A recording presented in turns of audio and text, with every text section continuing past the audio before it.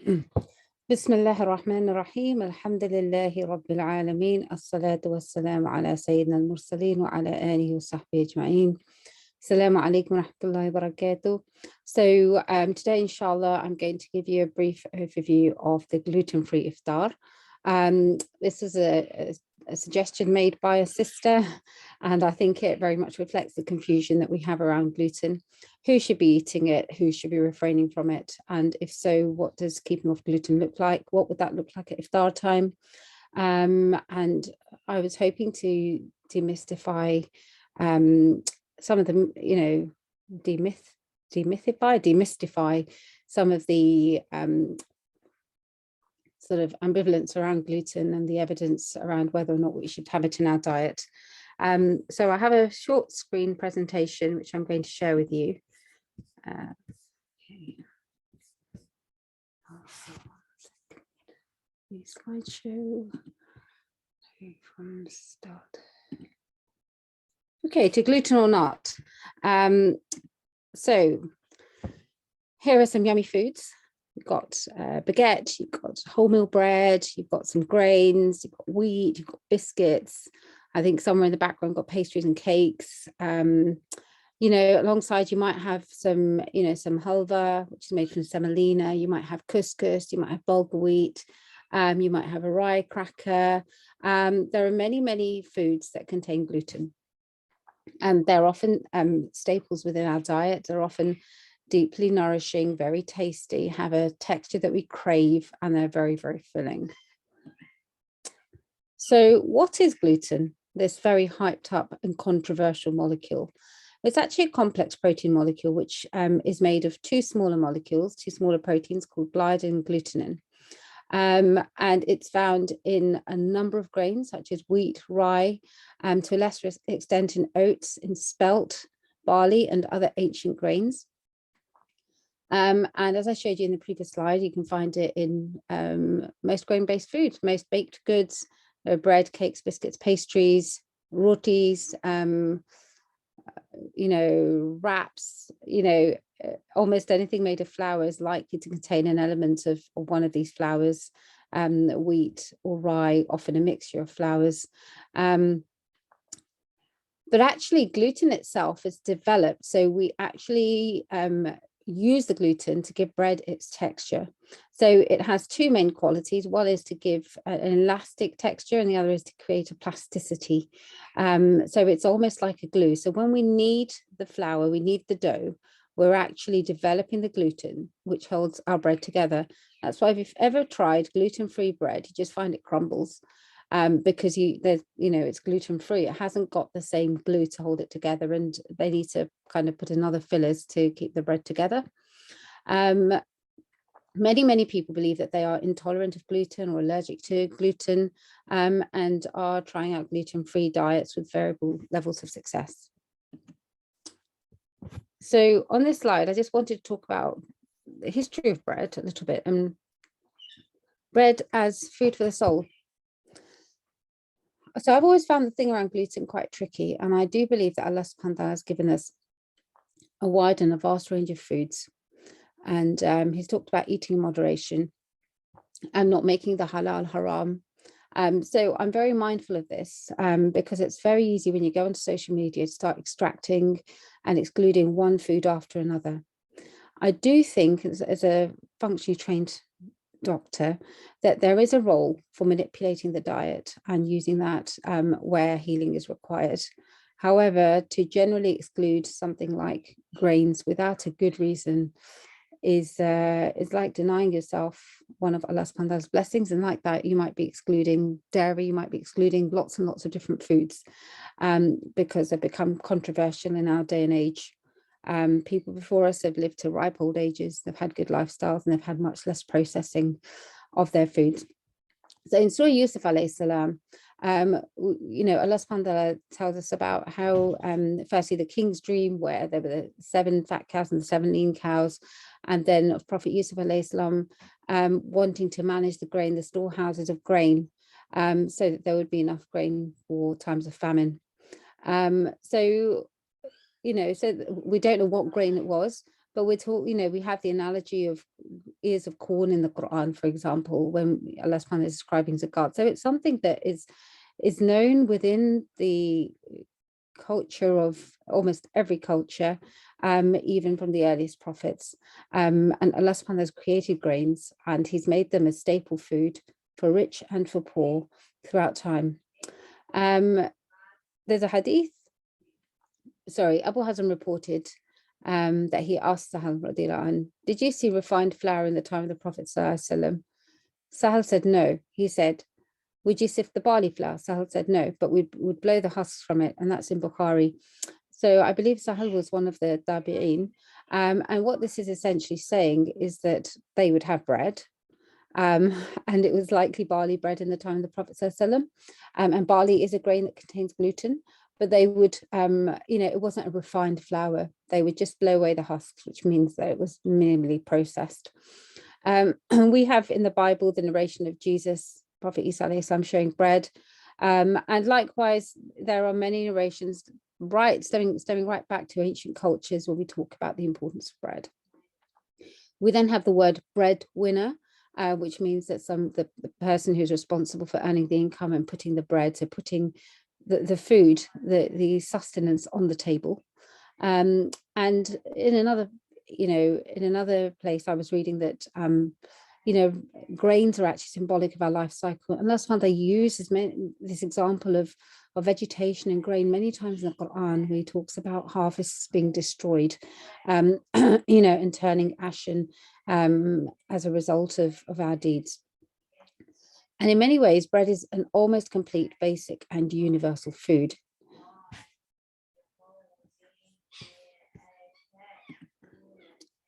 So why then would we remove gluten? Well, the reason people are increasingly excluding gluten, or thinking that they're excluding gluten from their diets, is because they think, when they suffer with symptoms such as bloating, tiredness, headaches, abdominal pain, diarrhea, and sometimes even low mood, these can sometimes be signs of an intolerance to something. And some people find that removing gluten from their diets helps to improve these symptoms. However, there are certain more specific reasons, such as celiac disease. So this is a condition that affects less than 1% of the population. Initially, it was thought that it was largely a Caucasian population, but we are seeing it in people of color as well now. And the incidence of celiac disease is slowly increasing across the world. And the reason for that is not completely clear at this moment in time. But this is actually a true gluten allergy, where eating gluten can be fatal in some cases, or cause significant illness. And for these people, they definitely should not be eating gluten. It's an autoimmune condition where the body fights itself, and it causes shriveling and damage to the villi, the absorptive structures within the intestines, leading to malabsorption. So people with celiac disease often cannot absorb things like vitamins, and B12 and folate and iron. Sometimes it can be associated with, rarely with a cancer of the small bowel. They can get diarrhea, weight loss, fatigue, and anemia. But these symptoms magically improve when they come off the gluten. It's not a diagnosis made by the individual. It's often diagnosed on blood tests and followed up by a biopsy. And interestingly, there has been some research where they've looked at twins and seen that, where there has been a genetic predisposition to celiac disease, and found that one twin has gone on to develop celiac and the other hasn't. And the thought that the gut microbiome might be very important. So how we're eating, the microbiota in our environment are really, really important. So that's still an area of research. The other area, which is less clear-cut, is non-celiac gluten sensitivity.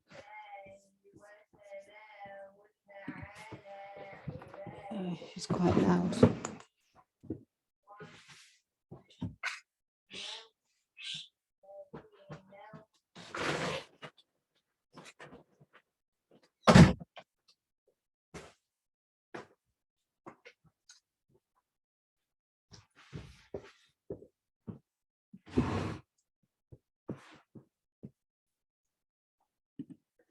Now, this is a very controversial condition. because it's saying that actually, you know, you can't find evidence of celiac disease. However, there is something where people are often reacting to wheat. Or, you know, they're getting these symptoms, and often the person's self-diagnosed or gone to some fancy private clinic and got some allergy testing done and decide they're intolerant to gluten. And it probably is true that a proportion of people, a very, very small proportion of people, do have a non-celiac gluten sensitivity, but the numbers are nowhere nearly as many as the people going out and buying gluten-free products and thinking that they're reacting. In fact, what we're finding out now is that actually people that are getting some improvement coming off gluten or coming off wheat may actually be reacting to other products within wheat, such as fructooligosaccharides and other molecules. And actually, they may not need to cut out wheat completely, but what they need to do is go on a low FODMAP diet to get full benefit. So this area is still one that we're trying to understand.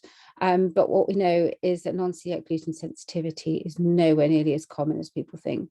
And the third thing to think about is irritable bowel syndrome, IBS. And this is incredibly common and behaves very much like NCGS and celiac disease.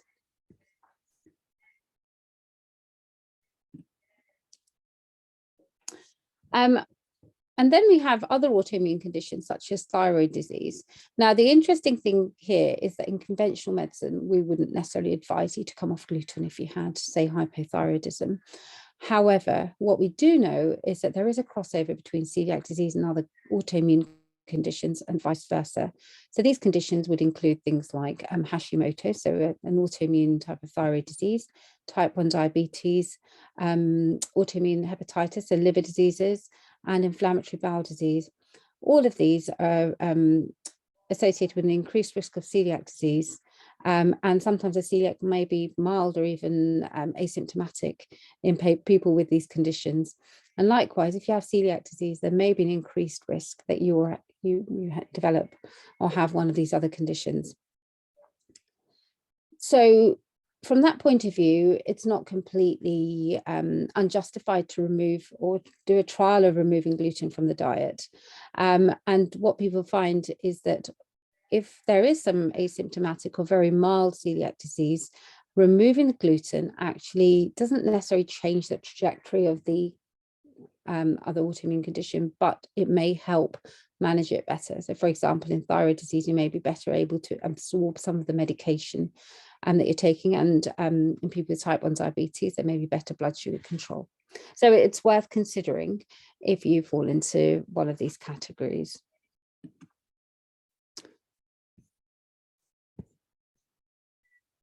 I've lost part of my slide here. Okay, so what's the fuss? So I think what this slide was trying to say is that the gluten-free industry is a very, very lucrative one. And it's worth $17 billion and it's increasing by 10% each year. What we always look at in medicine is where, you know, you have to follow the money. So the food industry is very much like the pharmaceutical industry. Things are marketed as health foods. The definition of health is not necessarily clear. So they may be fulfilling, you know, the gluten-free label doesn't necessarily make it healthy. You know, there's a huge vested interest in keeping people buying gluten-free. So it's worth recognizing that. If you've ever picked up a gluten-free product and read the ingredients on there, you will see that you're eating heavily processed and even ultra processed foods. We know now that ultra processed foods in particular increase the risk of cancer, diabetes, and chronic ill health. They're basically not real foods. They're artificial foods, and the body processes them as foreign and eventually go on to get many of the diseases of, you know, modern living, you know, autoimmune things that we don't really understand that are happening to us, but it's because the body's automatically reacting to them, almost like if you were putting in, you know, a foreign body or a virus or something that doesn't belong there, and it's having to get used to this. And the results are seen many years down the line. They're also very expensive. The average gluten-free product is about 5 times more expensive than a regular product. And unless you've got celiac disease or a really, really good reason to take gluten out of your diet, you have to really think about justifying the cost. And the studies that initially led to sort of this whole gluten-free explosion are quite controversial. They were done on rats. And the first study suggested that, if you fed rats gluten, they would gain weight. But actually, when that was converted into the amount of gluten a human being would have to have, you'd have to have 20 slices of brown wholemeal bread to have a rat equivalent to gain the weight.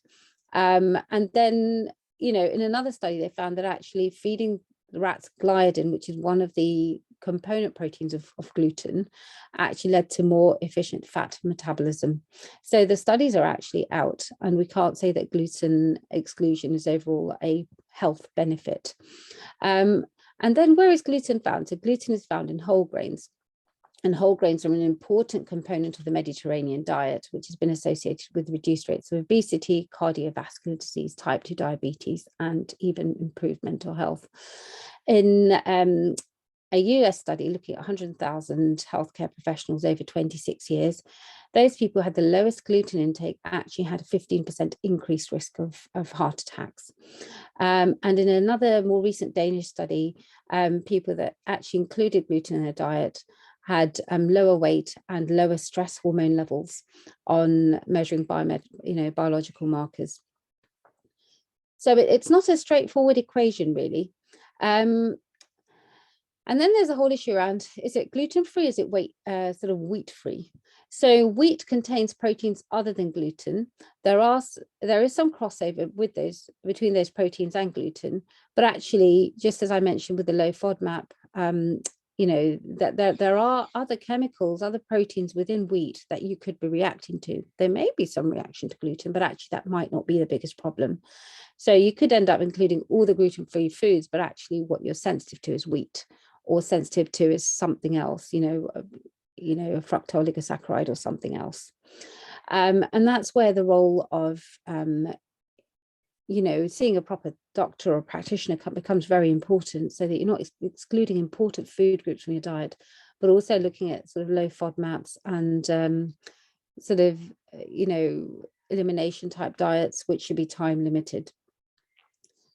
There's also a placebo effect, which can account for up to 30% of the response. That's just simply thinking that you're doing something healthy and that you are going to get a benefit. It can program your mind for a positive, what we call positive expectancy, to see that improvement. And that can go with pills, it can go with lots and lots of things. So for it to be a real effect, it needs to be greater than a placebo effect. And then, if you're not eating bread or grains, what else are you excluding from your diet? Because often we pair our food together. So does that mean you're not eating cheese and dairy, or does that mean that you're not having certain other things with it that might actually be the trigger rather than the gluten itself? So it could be to do with a combination of foods. And lastly, when we start paying attention to our health, we change our mindset around food. We don't just eat for pleasure, we mindlessly, we start thinking about what we're eating. So actually we may just be making healthier choices all round, thinking before we put that bite inside our mouths. And all of these could contribute to the to the picture that we see. Lastly, gluten-free products actually lack a range of really important vitamins and minerals, including vitamin B12, which is so important in the nervous system, magnesium, which is involved in almost any bodily process, a bit like vitamin D. And we know that about half the population is magnesium deficient. Selenium, which is important in the immune system, folic acid, which is important for our blood cells, zinc, again, important in the immune system. And they're usually higher in fat and lower in fiber. And actually, that's not a good combination. That fiber is so important in creating the environment for healthy gut bacteria. So what does a gluten-free grocery shop looks like? Well, this is a Shah brand, which is one of the popular brands. They make good quality products. And it's just one of many brands out there. Some of you with celiac disease will actually be getting gluten-free products on prescription, and that would be an appropriate thing for you. But for the majority of people who do not have celiac disease and do not have a really good reason for taking out gluten from their diet, you'll be eating something like this, and it's not something that's going to, you've got to put the, weigh up the risk against the benefit of doing this. So, when you weigh up the pros and the cons, you're looking at cost, you're looking at nutrition, you're looking at, actually, do I really have celiac disease or something else? And how is this also affecting me socially? I mean, how do you get through Ramadan without a samosa? Unless you're stocking up on pakoras, which are made of gram flour and are now gluten-free. And I can't talk about gluten without talking about whole grains, what we call anaj, and in Urdu, dhurra in Arabic. I mean, there's an important reason Allah subhanahu wa ta'ala has given us grains, and I did allude to this at the beginning when we were talking about Prophet Yusuf alayhi salam. So we've got processed grains, whole grains, and whole intact grains, and they all carry different qualities. So processed grains might be your white flour, or in fact, any very finely milled flour would be a processed grain. You've got whole grains, which are sort of, might be like your, I guess, your brown flour, brown bread. And then you've got your whole intact grains, which are like your pearl barley, where, they may not have taken off the husk. Your whole grain wheat, the wheat berries, toasted buckwheat. So you've got a whole range of whole intact grains, brown rice, red rice, which is actually a seed.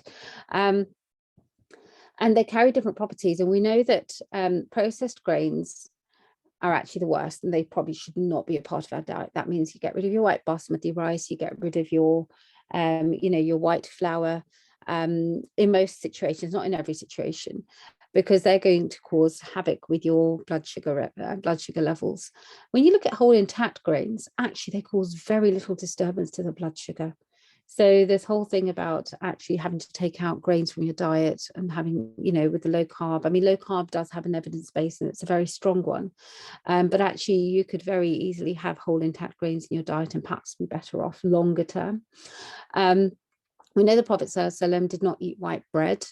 And if we were just to do this out of sunnah, we would gain a huge amount of benefit. And then just talking about low fat versus low carb. So in studies that have been done head to head, they found that you get a similar weight loss in both diets. Low carb is probably for some people harder to sustain long term, but the more important impact is that in that diet you're taking out most grains, and that's associated with an earlier death, compared to the people that are having whole grains. And there's a lot of data for this. And I haven't shared it here because it's not within the remit, but I have signposted you to some resources at the end of this talk. So the real benefits are from removing processed carbs rather than removing carbs altogether or removing grains altogether. So, the way to do that might be to have like a barley soup, put some, some whole grains into your salads, have your couscous, have your quinoa, have your bulgur. There are better ways of eating the grain. And of course, try to go for organic and minimally processed versions or unprocessed versions, or grind them at home so they're not ultra processed. What about sourdough? So this is the other really trendy thing. And I have to say that I've got into sourdough after a lot of contemplation. So sourdough is not gluten-free. It is a slow fermented dough using wild yeast. And that dough could come from a number of different flours. It doesn't have to be wheat. It could be rye, it could be buckwheat, it could be even coconut flour. Essentially, the theory is that you capture wild yeast. And, subhanAllah, Allah subhanahu wa ta'ala has shown us that there are many things that we cannot see, but he's given them the power to make great changes.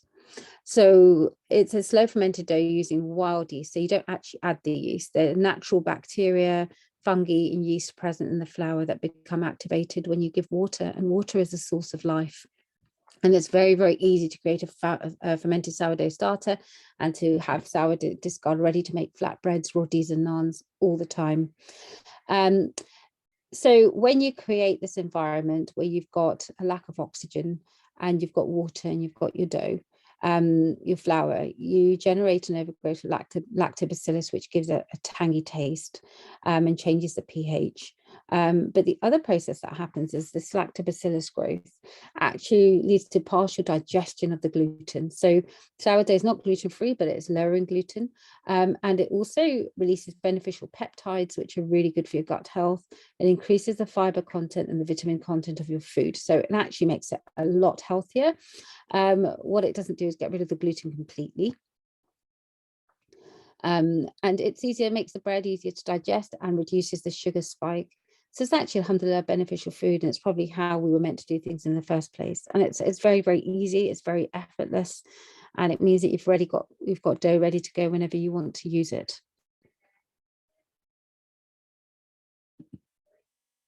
So when should you consider removing gluten? So as I've said before, if you have celiac disease, that gluten needs to come out completely.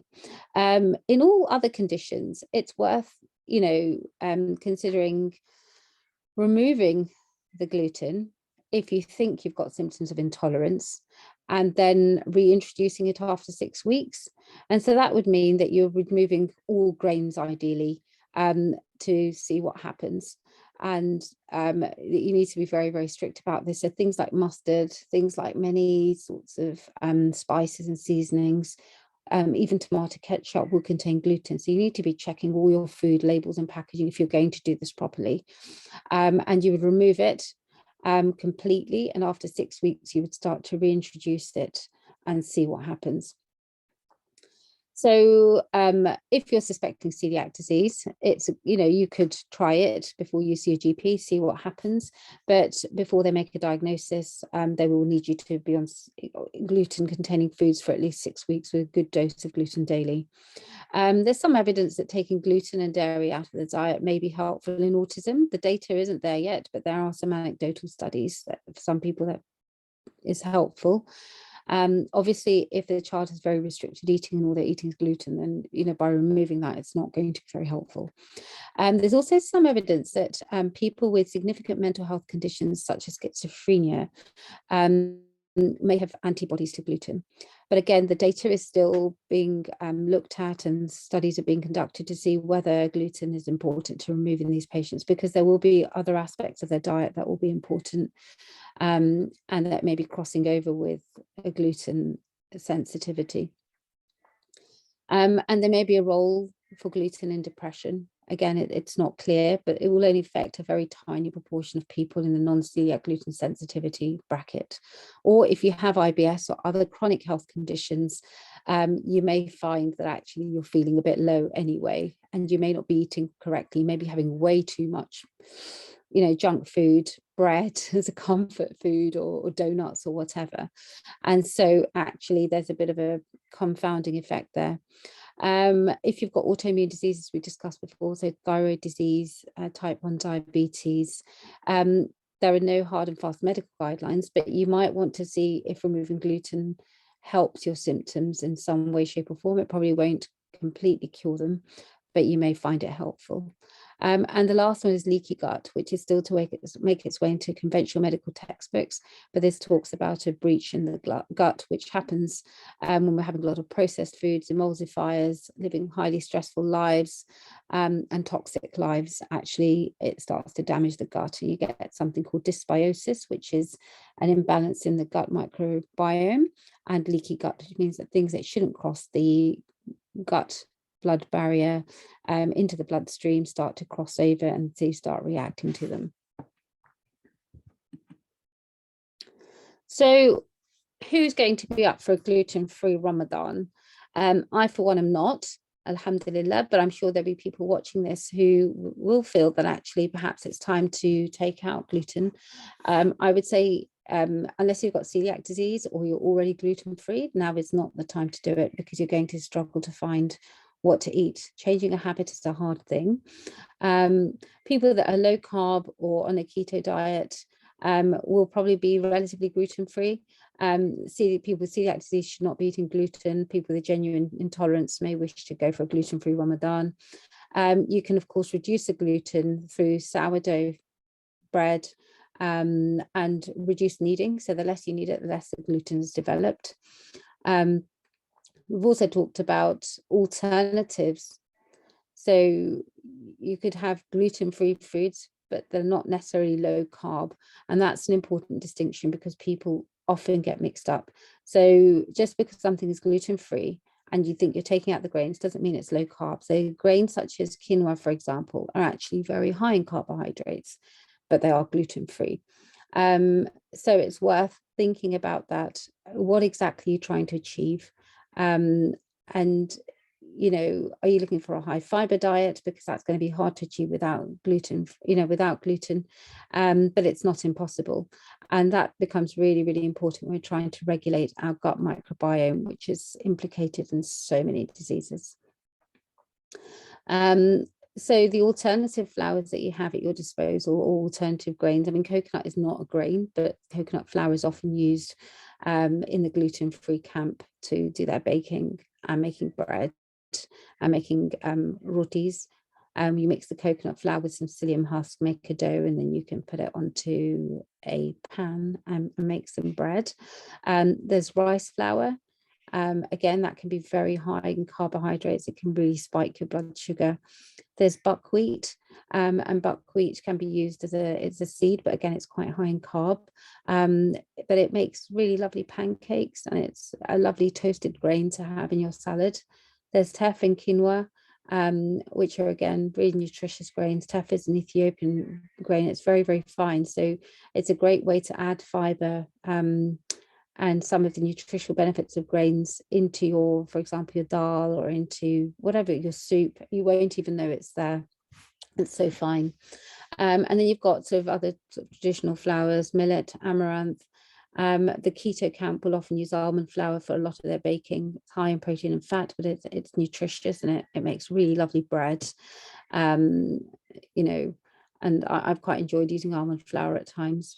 The psyllium husk, which is a fantastic source of fiber if you're low carb or keto or even gluten-free, and it really can bump up the sort of healthy fiber in the gut and keep you regular as well. And then there are seed flours, but we just need to remember that highly refined flour spike sugars, and it doesn't matter what that flour is. So before I wrap up, I haven't really given you any recipes here because I didn't feel that was the remit today. I wanted to give you the information to be able to decide whether going gluten-free is for you or not, and then give you some alternative flours to use if you were to do that. I'd love to be able to show you how to make a sourdough starter because it is transformative, and then you've always got dough ready to go, inshallah, to make something really healthy. Whether that's pancakes, whether that's flatbread, whether that's naan bread, whether that's to bake a dough, to bake a conventional bread, and you can have it in moderation, as with all foods, inshallah, rather than having to be completely free of bread. There's some fantastic books here. There's Brain Change by Professor Felice Jacka. She runs the Food and Mood Centre in Australia, and she's got a fantastic story about how she turned her mental health around. She used to suffer with anxiety and panic attacks, but she's done a lot of nutritional research around food and how that impacts various aspects of our health, particularly our mental health. There's Spoon Fed by Professor Tim Spector. He talks extensively on gluten. There's a whole chapter, and he talks about all the different research studies, that actually show that not many people have a gluten sensitivity except for the true celiacs, and where that becomes important. So I would definitely recommend his book. He sort of dispels a lot of myths. And then there's Eat Yourself Healthy by Dr. Megan Rossi, who is a PhD doctor and nutritionist at King's College, and she's written extensively about gut health. She talks in many chapters about irritable bowel syndrome, and she talks a bit about gluten and about the other proteins. So if this is something of interest to you, I would suggest having a look at these resources. If you do have celiac disease, there's a Celiac Society website, and if you are going to go gluten-free and you've decided that is the thing for you, there's a link there on how to do it in an easy and hassle-free way. Okay, inshallah, happy Ramadan, and please remember us all in your du'as when you're breaking your fast. Take care. Assalamu alaikum.